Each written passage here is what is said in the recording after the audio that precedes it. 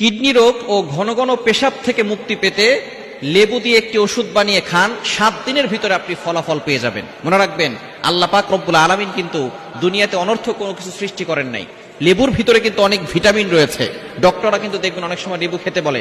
জ্বর হলে মুখে কিছুই ভালো লাগে না, তখন কিন্তু অনেকেই লেবু খায়। লেবু খেলে দেখা যাচ্ছে তার খাবারের ভিতরে একটু রুচি আসে। আল্লাহ পাক রব্বুল আলামিন কোনো কিছু অনর্থক বানান নাই, প্রত্যেকটা জিনিসের ভিতরে কিন্তু শেফা রয়েছে।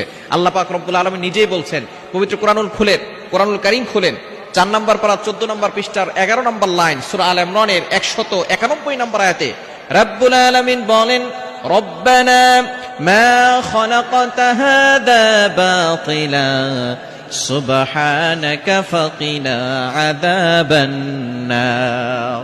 আল্লাহ পাক রব্বুল আলামিন এই দুনিয়াতে কোনো কিছু অনর্থক সৃষ্টি করেন নাই। আল্লাহ পাক রব্বুল আলামিন প্রতিটি জিনিসকে মানুষের খেদমতের জন্য সৃষ্টি করেছেন। আমাদের অনেকের কিডনি রোগ হয়, কিডনিতে পাথর জমে যায়, এরকম হয় কি হয় না? অনেকের ঘন ঘন পেশাব হয়, অনেকেই এমন রয়েছে ঘন ঘন পেশাব আসতে থাকে। সে নামাজ পড়বে, এক অজু দিয়ে অন্য নামাজ